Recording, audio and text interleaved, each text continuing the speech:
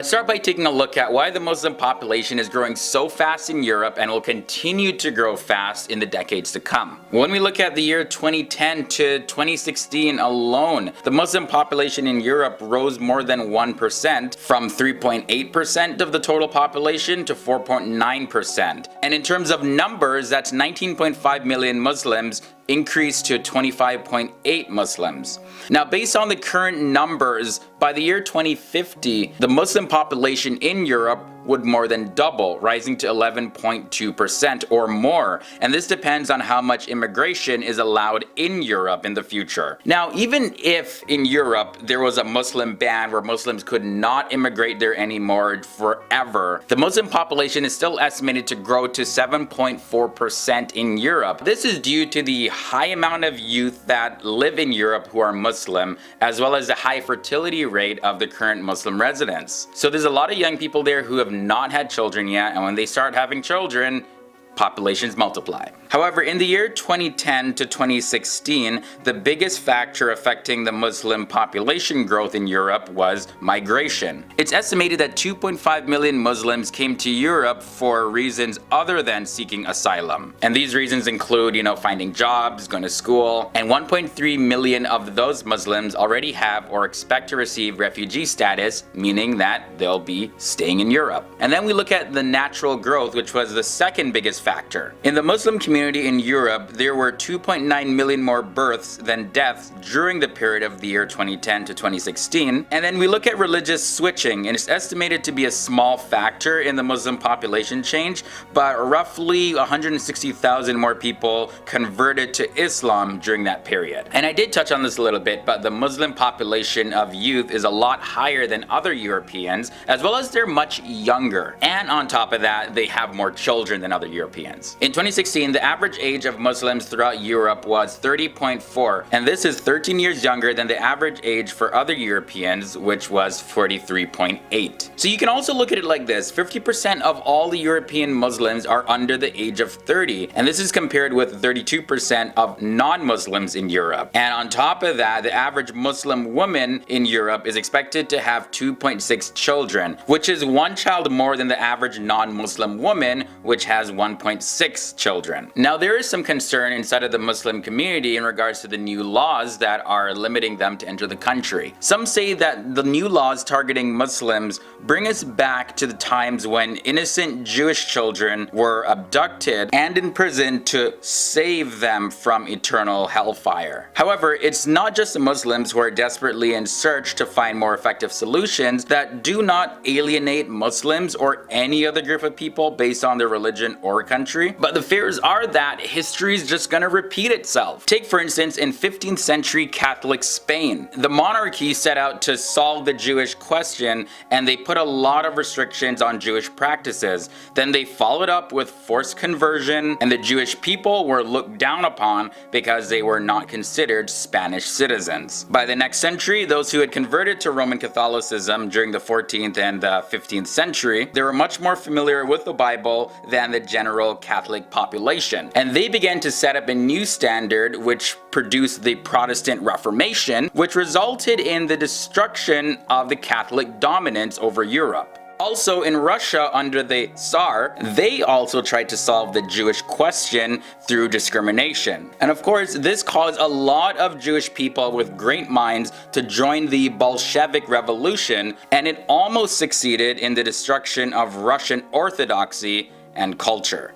Despite these concerns that people have, the view towards Muslims varies widely when you look across Europe. According to the European Monitoring Center of Racism and Xenophobia, they report that the Muslim population tend to suffer Islamophobia all over Europe. However, the perceptions of views of Muslims may vary. And in the year 2016, the Pew Research Center, they conducted a survey in 10 nations, and they found that negative views about Muslims was actually prevailing in Eastern and Southern Southern Europe. However, the majority of people who responded in the UK, Germany, France, Sweden, as well as the Netherlands, they gave the Muslims a favorable rating. What they also realized is that the views about Muslims are tied to people's ideology. So there were 47% of Germans on the political right that gave Muslims an unfavorable rating, and that number was at 17% for those on the political left who gave Muslims an unfavorable rating. This gap between the left and the right is also seen in the countries Greece and Italy, and the gap between the percentage is about 30%. According to a WZB Berlin Social Science Center report that looked into the employment of Muslims in countries like Germany, France, and the Netherlands, as well as the UK, Belgium, and Switzerland, they noticed that Muslims in Europe generally have a higher level of unemployment, which is also greatly due because of the lack of language skills, as well as just a general lack of cultural connection and traditions, as well as the views about gender roles compared to other Europeans. This report also noted a very small percent of unemployment was because of discrimination. And the last thing I'm going to touch on about the various views that Europeans have towards Muslims is about their style of dress.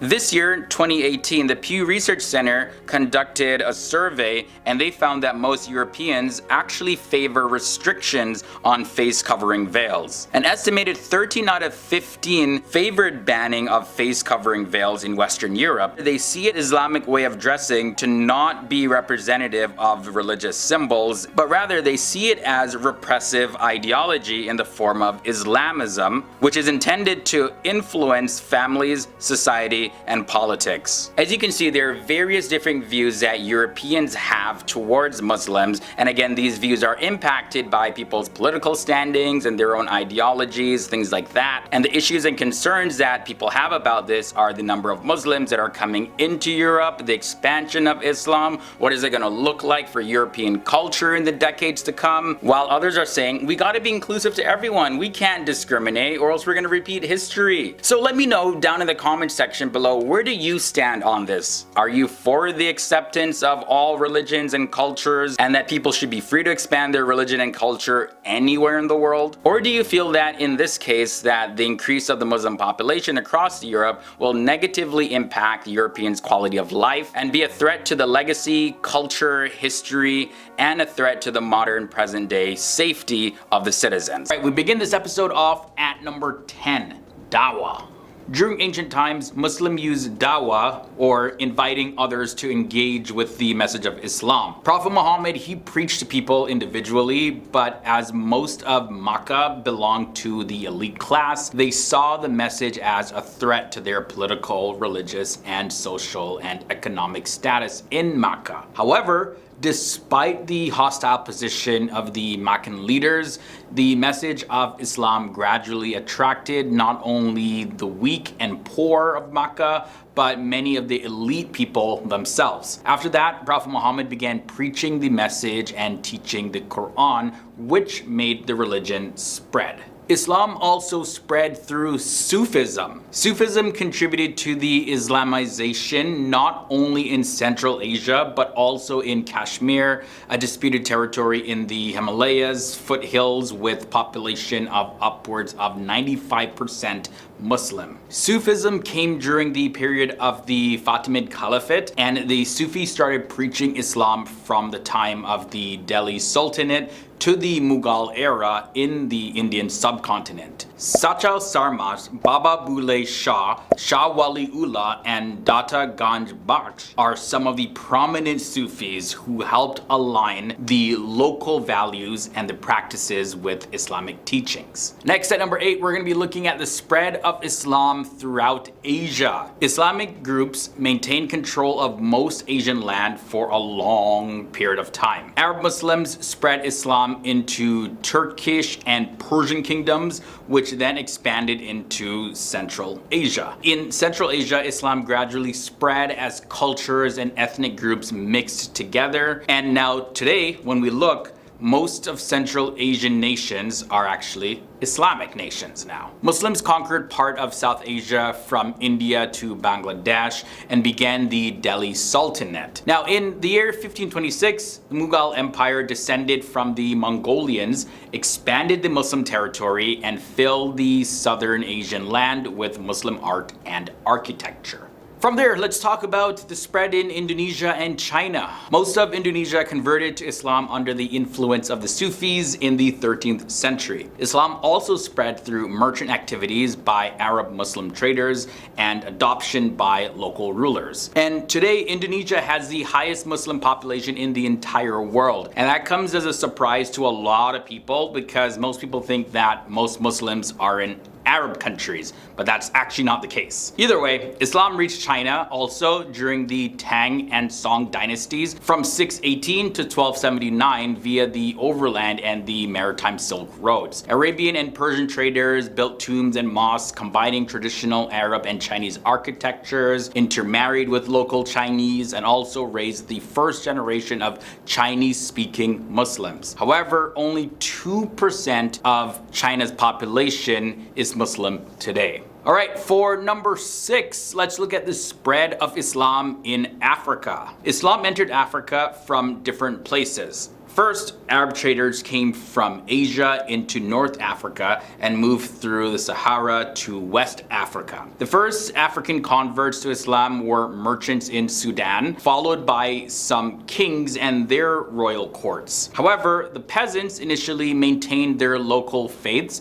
and converted after some time to Islam. Gao was the first place where the king of Ghana converted, and then Muslims established a kingdom in Mali from the 13th century to the 15th century. Mansa Musa was the king of Mali, and he built the capital city called Timbuktu, where Muslim scholars taught and wrote Islamic law. For fact number 5, I gotta mention Ibn Battuta. Cities developed in the places where African traders met Arab traders, and as the towns grew, the Muslims started building mosques to give the cities some shape. Now, the records about the spread came from Arab sources, such as the great Arab traveler Ibn Battuta, who traveled from Western Africa to Eastern China throughout his life, probably more than Marco Polo or any other explorer at that time. Now, let's look at the rise of Islam over in Europe. Islam expanded in the Caucasus through the Muslim conquest of Persia in the 7th century and entered southern Europe through the expansion of the Umayyad conquest of Hispania in the 8th to 10th centuries. Muslim political entities, they existed firmly in what is today Spain,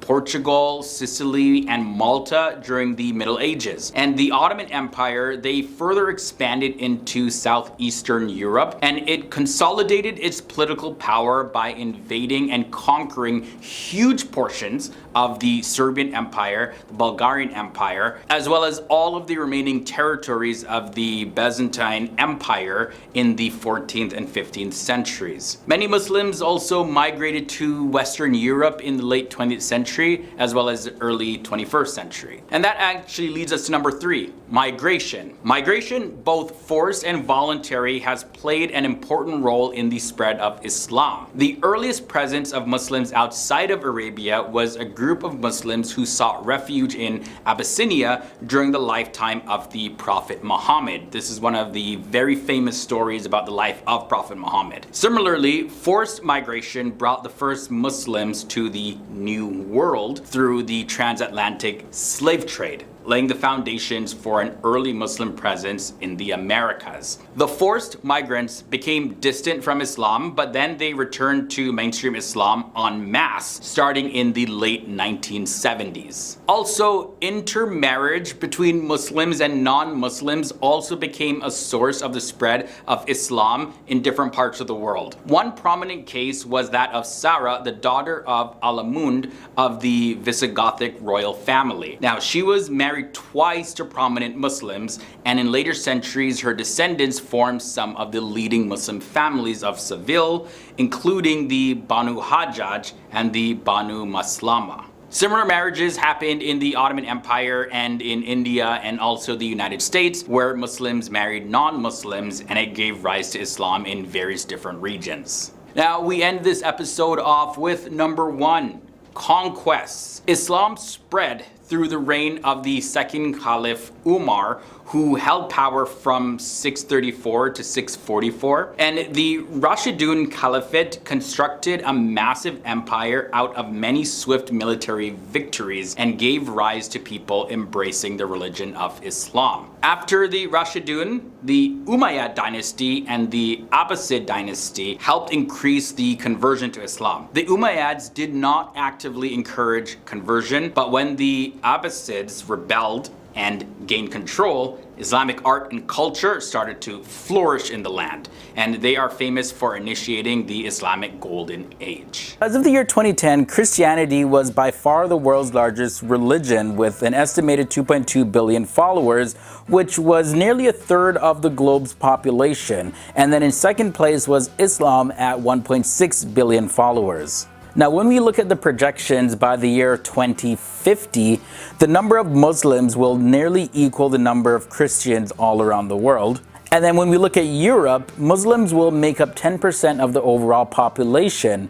And then finally in the United States, Christians will decline from more than 3/4 of the population to 2/3 of the population in the year 2050. However, Muslims will be more numerous in the US than people who identify with Jewish religion. Now, these projections take into account a few things. First, the current size and geographic distribution of the world's major religions, as well as age difference, fertility, and mortality rates. But what is the real reason why Islam is growing so fast? Well, to answer this question, I want to look at 4 things. So first off, globally, Muslims have the highest fertility rate, an average of 3.1 children per woman who gives birth. Muslims have more children than members of the 7 other major religions in the world. And the second thing to take note of is another important thing that determines the growth is the age distribution of each religious group. So from the year 2010, a high percent of Muslims, about 34% of them, were younger than the age of 15, which means that Muslims had a higher youth population than any other religion, which is why Muslims are projected to grow faster than the world's overall population. Yeah, that is crazy. And the third thing I want to look at is international migration. So international migration is also going to impact the Muslim population. Using data from previous migration patterns, we see that Muslims are expected to increase from 5.9% in 2010 to 10.2% in the year 2050 in Europe alone. And now the fourth and final thing. By the year 2050, Muslims are expected to make up more than 50% of the population in 51 countries around the world. We also see that the Republic of Macedonia and Nigeria are projected to gain Muslim majorities by that time. Meanwhile, religious switching, or people that have changed faith to another faith, this is expected to hinder the growth of Christianity by an estimated 72 million between the years 2015 to the year 2060. However, this is not expected to have a negative net impact on the Muslim population and growth all around the world. Between the years 1878 and 1924, Muslim immigrants from the Middle East, more specifically Syria and Lebanon, they started arriving in places like Ohio, Michigan, as well as North Dakota and South Dakota. So like most people that immigrate to America, they were just seeking, better jobs, better work opportunities than what they had in their homeland. And history shows that one of the biggest employers of Muslim migrants was the Ford Company. So there was a lot of manual labor work for them to do. They were able to make American dollars, send it back home to support their family members, as well as build a life for themselves in America. At the same time, there was a great migration of blacks to the north, and this helped the African American Islam revival and the growth of the African American Muslim nationalist movement that, of course, is still alive and existing today. And this movement hopes to restore the faith and the culture that was destroyed during the slave era. During the 1930s and 1940s in America, Middle Eastern Muslims, when they started moving in, they started gathering together into small communities and setting up mosques to go and worship. However, African American Muslims already had their own mosques set up. They were doing their worship practices. So that continued for some time. Islam started to grow a little bit by bit. And an entirely new group of Muslims came from places such as Palestine. And several years before that, many Palestinians migrated to the United States. This was after the establishment of Israel. Also, immigrants from Iraq and Egypt started migrating to America. And in the 1960s, we saw a massive wave of Southeast Asian Muslims also coming to America. And Muslims also came from Africa, other parts of Asia, as well as Latin America. Okay, so that was a little bit of history of how the growth of Islam really started picking up in the United States. So let's fast forward it now to present day. Now I'm sure we're aware of the many different debates about immigrants in the United States, especially when it comes to immigrants from Muslim countries. But you know, to really find out the amount of Muslims that live in the United States is a pretty difficult question to answer. Even though it may seem simple to answer, I mean, just any statistics anyways, it's always based on an estimate. But on top of that, the US Census Bureau collects statistics for housing, population, business, as well as the economy, government statistics, and information related to health, transportation, education, etc. But it doesn't ask questions about religion. So there's no official government count of the actual amount of Muslims that live in America. However, we do have a pretty good estimate based on the latest data that's available. You know, the Pew Research Group, who's a private, non-profit organization, they're very reputable. Based on their data that they collected, they estimate that there's 3.45 million Muslims that live in America. And this is based on the data from the year 2017. We haven't fully gotten the 2018 data in yet, but based on this data, we see that Muslims make up 1.1% of the entire American population. So not that big at all. However, despite Muslims being a tiny drop in the overall population of the United States of America, we do see that Islam is growing and fast. Of course, Muslims in the United States aren't as large as other religious groups like Christians as well as Jews, yet projections suggest that in the United States, the Muslim population will grow much faster than the American Jewish population. And by the year 2040, Muslims will surpass Jews and become America's second largest religious group, next to, of course, Christianity. They also estimate that by the year 2050, the US Muslim population is projected to reach 8.1 million, or 2.1% of the nation's total population. And now this is almost double what it is today. So why is it that in the next 30 years, Islam is going to double in population in America? Two biggest factors, according to Pew Research Group, of course, one is immigration. The latest numbers indicate that there were a total of 38,901 Muslims that migrated to the US in the year 2016. And that's actually 46% of the entire amount of people who immigrated to the US that year. So almost 50% of those people that immigrated were Muslim. Immigration plays such a big part in the growth of Islam in the United States because 3/4 of Muslims in America are immigrants or the children of immigrants. Now, there is another factor contributing to the growth of Islam in the United States, and that is the fertility rate. On average, the Muslim population is younger than other religious groups, so that means the fertility rates are, of course, going to be higher, more time to make babies, and they're having more babies. Now, one thing you got to note that Islam in the United States is very new. Muslims since the year 1965 have arrived in the United States for three main reasons. And those three main reasons are, well, they were seeking refuge from the conditions in their homeland, as well as they're pursuing education. Third main reason, and this is the one that's getting a lot of the debates going in America, and that is that these immigrants want to advance the teachings and culture and customs of Islam into the United States. Although this number is a very small percentage of Muslims migrating to America, it's still a big topic of concern, especially with the Republican Party being in power in America, because 71% of the people who identify as Republicans agreed that they don't believe Islam is compatible with American values, and that's compared to an overall 42%. 60% also agreed with the idea that Muslim Americans weren't as patriotic as non-Muslim Americans, and this number was compared to 38% overall. As well as 56% of Republicans surveyed they said that they'd be concerned if a mosque or some sort of Islamic center was built in their neighborhood. And this was compared to 33% overall. Now, even though the Muslim population is set to double in America in the next few decades, it's still gonna make up a small fraction of the population of America, especially when you compare it to Christianity. This is how the numbers look for the Christian growth compared to the Muslim growth. In the year 2020, it's estimated that the Christian population will be 252,970,000, which is almost 70 times the projected Muslim population. Now, in the year 2050, the projected Christian population will be 261,960,000. So as you can see, yes, the numbers are really large. But because of the growth of Islam and other religious groups, the percentage of the Christian population is actually on a decline. But still, even if Islam becomes the second largest religion at that time, that's only going to be like 2.1%. That's still nowhere near Christianity, although it's at a decline. But that's the big thing to notice. Christianity is decreasing, Islam is increasing, but there's also another group that really goes overlooked, and that is the people who are unaffiliated with any form of religion. It's estimated that in the year 2020, there will be projected 62,310,000 Americans who are not affiliated with any sort of religion.